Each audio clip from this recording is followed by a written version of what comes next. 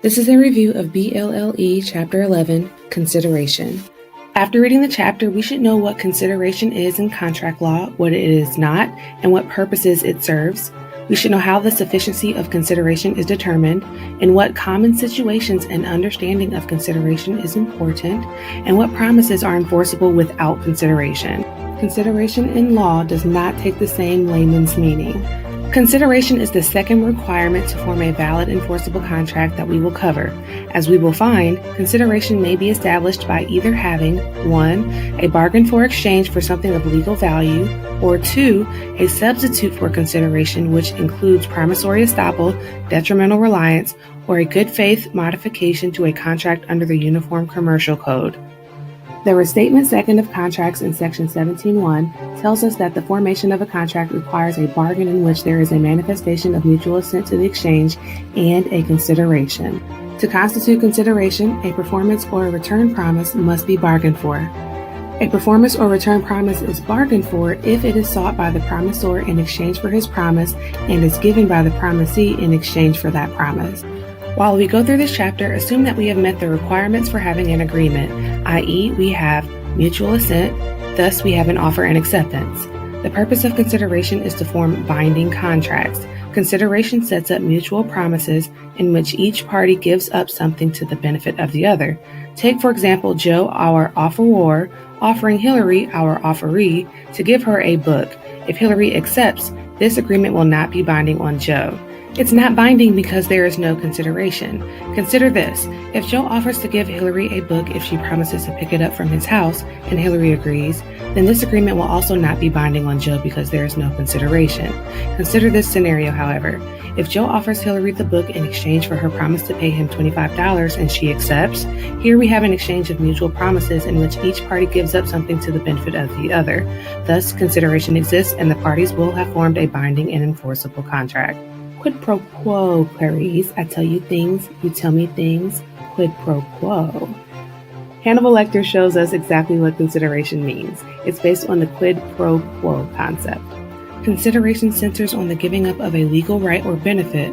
It means that there is some bargain for giving up of something of legal value for something in return. What are the requisite elements? First, we must ask whether the promisee has incurred a legal detriment. In a minority of jurisdictions, a bargain for legal benefit to the promisor is sufficient consideration. This means they're giving up something or paid some price or made some promise to do something. A legal detriment is an act forbearance or a promise of such from the promisee. It does not need to be an actual detriment. A legal detriment may be a benefit to the promisee or at least not a loss to the promisee. A detriment to one side is usually a legal benefit to the other side, but the detriment to the promisee does not need to confer a tangible benefit on the promisor. The promisee can agree to forego something without that something being given to the promisor. The second element to consideration is whether the legal detriment was bargained for. Here we are determining whether the promisor specifically intended the act, forbearance, or promise in return for their promise. Referring back to our first three scenarios, we now understand why consideration didn't exist in the first two and why it did exist in the third. In the first scenario, there was no legal detriment to Hillary. She made no return promise, there was no act or forbearance, and she paid no price. Because she gave up nothing of legal value, she does not have a legal detriment and there is no consideration. In the second scenario, the intent of the exchange is a gift. Here, Joe incurs no legal benefit and Hillary incurs no legal detriment, thus there is no consideration. However, in the third scenario, Joe incurs a legal detriment, giving up the book, and a legal benefit, promise of $25. Hillary incurs a legal detriment, giving up $25, and a legal benefit, receipt of the book. Hillary is a promisor promising to pay $25. Joe is a promisor promising to give Hillary a book. Each promisor specifically intends their act to induce a return promise, thus the exchange is bargained for. Because there is a mutual legal benefit and detriment and the exchange is bargained for, consideration exists, and the parties have formed an enforceable contract. The concept of legal sufficiency relates to the exchange of the legal detriment and a legal benefit. The general rule is that the law does not address the fairness of the bargain for exchange. An exchange is sufficient if there is something of legal value given. An exchange is legally insufficient if there is no value, like in the example of the gift. Take, for example, Phil offering Joe $500 if Joe quits smoking for a year. Joe accepts Phil's offer by stating deal. By way of reviewing an agreement, Phil has made an offer because he has manifested and communicated the intention to be bound to definite and certain terms, which creates the power of acceptance in the offeree. Here, that would be Joe. Joe accepts the offer by stating deal. Thus, the parties have formed an agreement and have mutual assent. But is their agreement coupled with consideration as to form a binding and enforceable contract? Phil's legal detriment is $500, which is also Joe's legal benefit along with his health. Phil's legal benefit is the gratification of helping Joe's health. Joe's legal detriment is giving up something he has a legal right to do, i.e. smoke, assuming he is over the age of 18. Joe's forbearance does not have to be an actual detriment. It is a legal detriment, thus it is sufficient to support a finding of consideration and create a binding and enforceable contract. Now let's determine whether the parties' exchange was bargained for. Quid pro quo. Phil's promise to pay $500 induces Joe's return promise of forbearance. Thus, the parties have given something for something, and their exchange is bargained for. Therefore, consideration exists. Courts are not concerned with the economic adequacy of consideration. They are only concerned with whether it exists. Therefore, as a general rule, even nominal consideration, like proffering $1, will establish consideration except in certain instances of option contracts. If an option is for a short time, then nominal consideration is sufficient. However, if it's for a long time, the nominal consideration will be insufficient based on the rationale that the underlying bargain is unfair, and the court will likely not hold that the nominal consideration makes the option irrevocable. Further, a mere recital of nominal consideration is insufficient to support consideration. It does not satisfy consideration requirements, even though practically no one ever objects to the formality. Here's another example.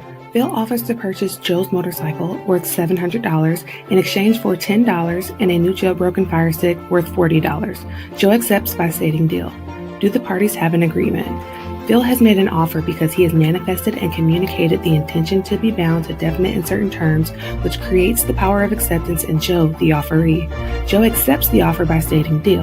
Thus, the parties have an agreement and mutual assent. Now, is the agreement coupled with consideration as to form a binding and enforceable contract? Phil's detriment and Joe's benefit is $10 and a fire stick. Phil's benefit and Joe's detriment is the motorcycle.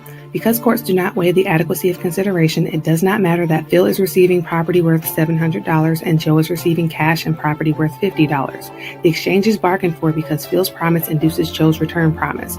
Thus, consideration exists and the parties have formed a binding and enforceable contract. While we are determining the adequacy of proffered consideration, some frequent issues will arise. Keep in mind that in order to form a contract, consideration is required. In most instances, too, consideration will be required to modify a contract. There must be new consideration independent of original consideration to modify an existing contract. Our first issue is the threat of litigation. Every person has a legal right to sue. Thus, when they refrain from or forbear litigation, it constitutes sufficient consideration.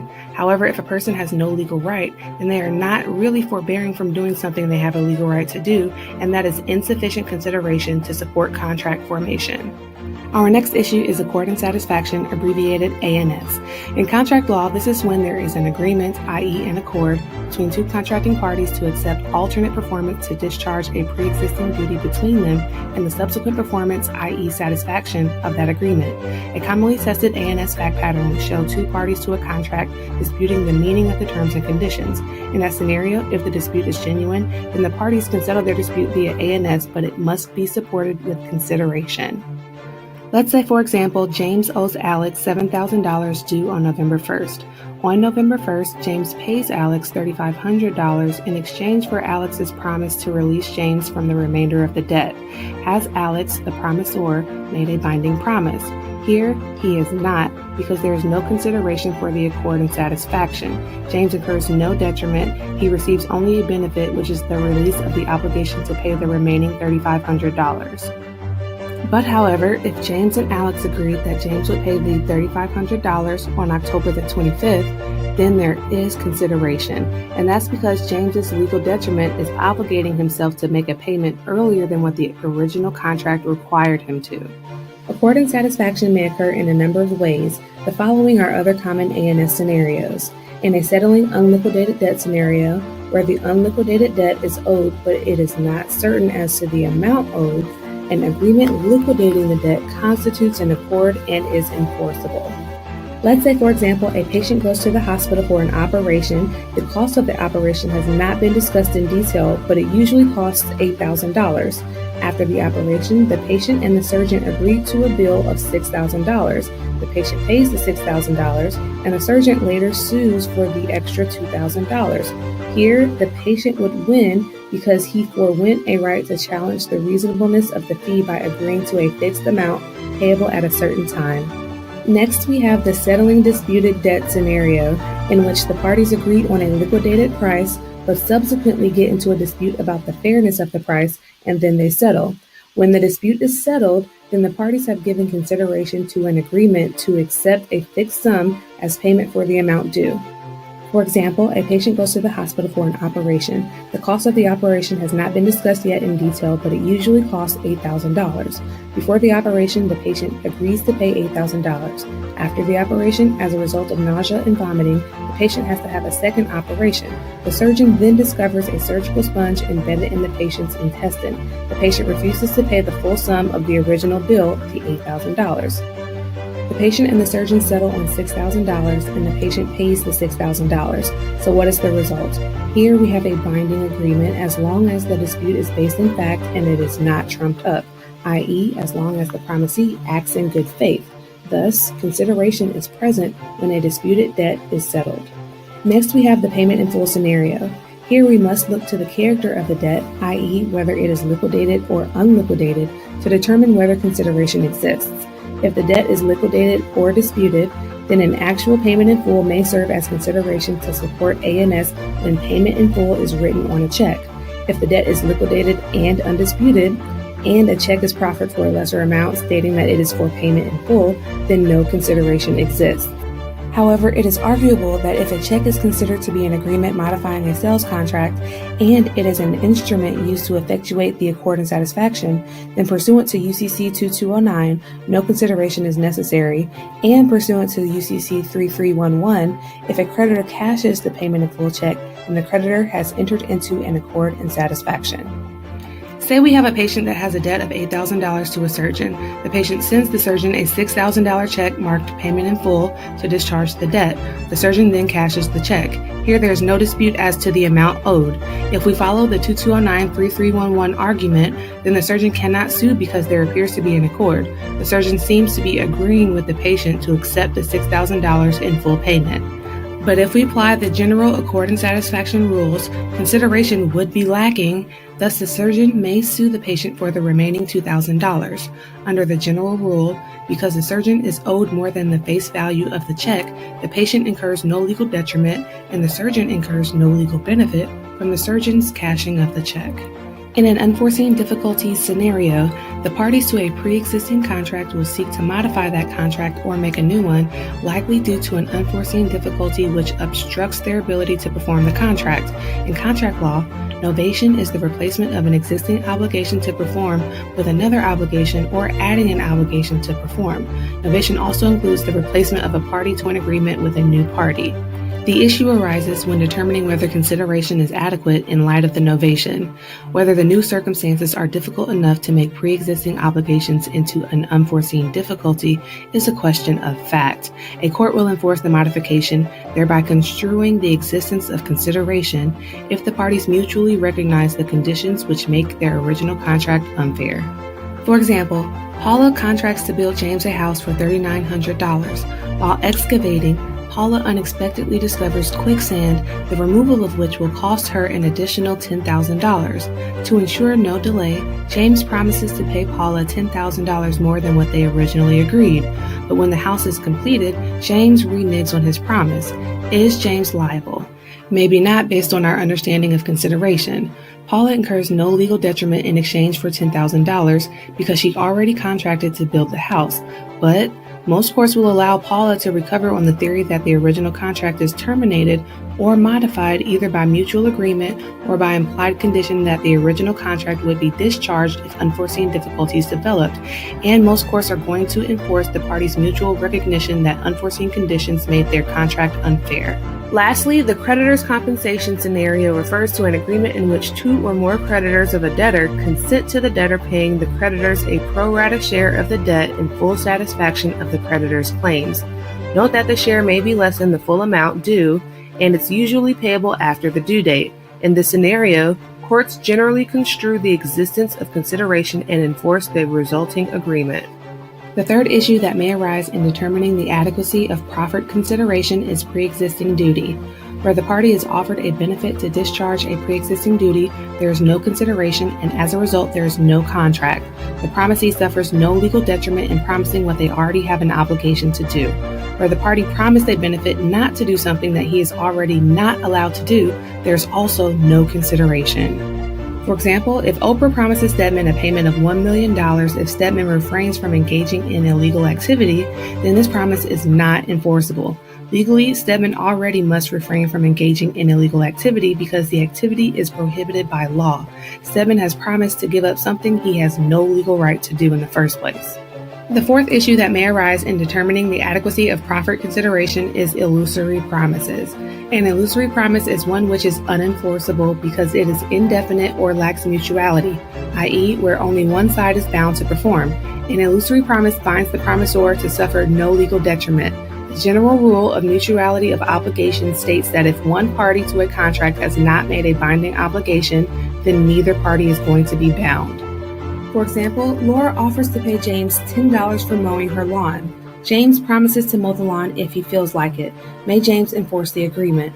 No. James has incurred no legal detriment. His promise is illusory because if he does nothing, then it still falls within the promise. James has not made a binding obligation, thus there is no consideration and neither party is bound.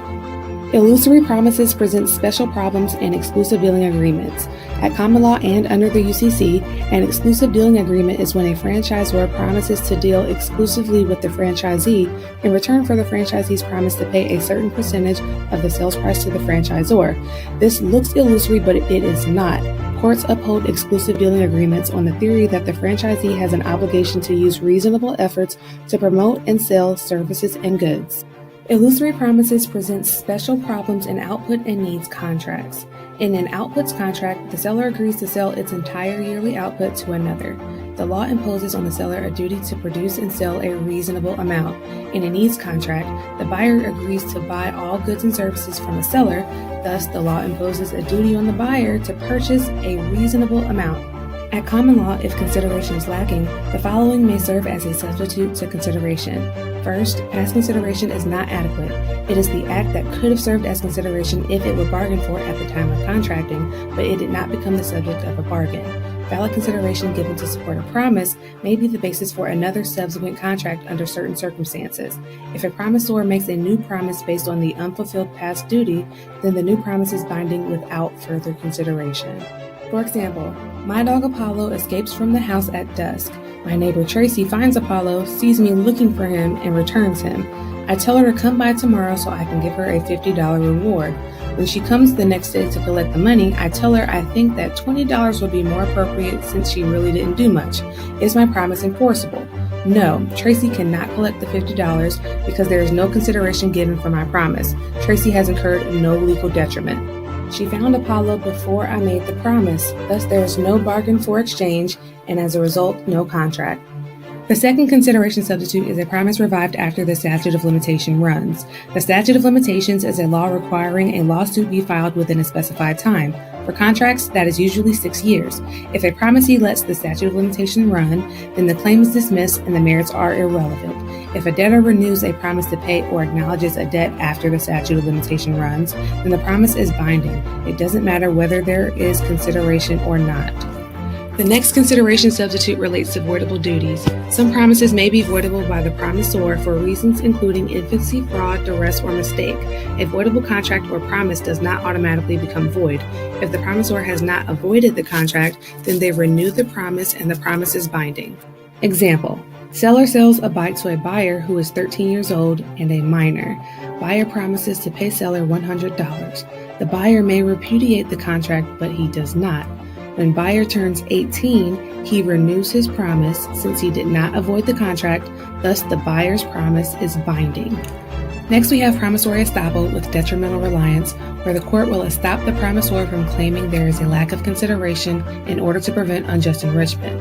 Promissory estoppel may be invoked in the interest of justice when each of the three are present. First, the promise is one that the promisor should reasonably expect to induce the promisee to take action or forbearance of a definite and substantial character.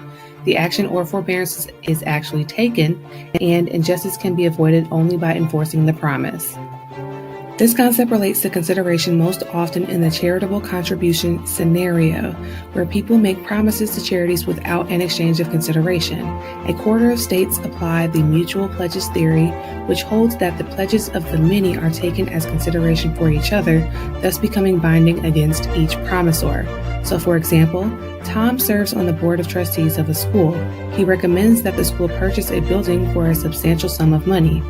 To induce the trustees to vote for the purchase, Tom promises to help with the purchase by paying the purchase price less the down payment at the end of 5 years.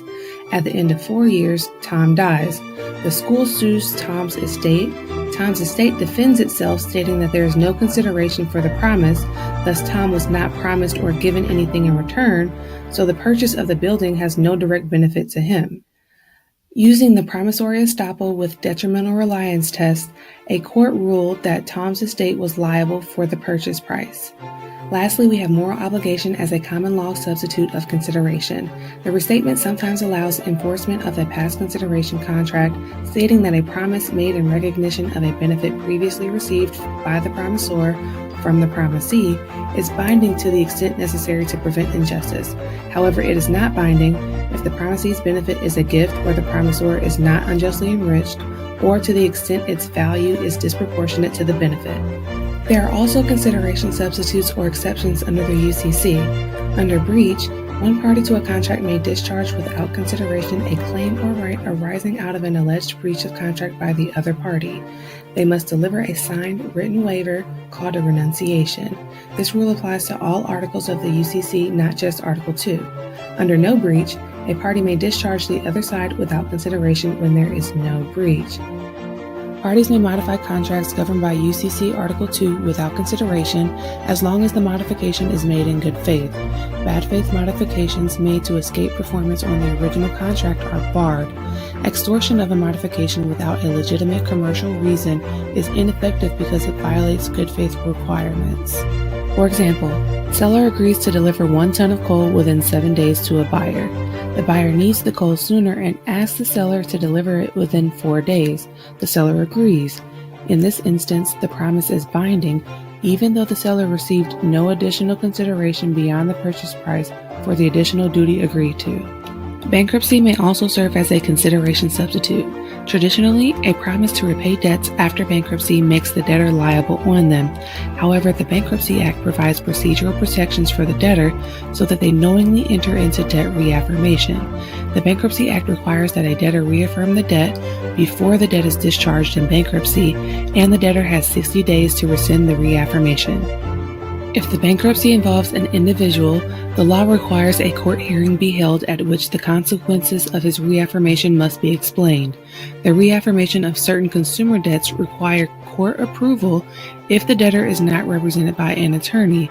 And then lastly, as it relates to international contracts, those contracts that are governed by the CISG does not require consideration. By way of review and consolidation, this chart identifies when consideration is required generally. And this is another chart which may be helpful to follow when you start working through consideration questions. You're going to start at green and work your way through. Don't forget to read the cases at the end of the chapter. As always, if you have any questions, please feel free to send me a message in Canvas or just ask me after class.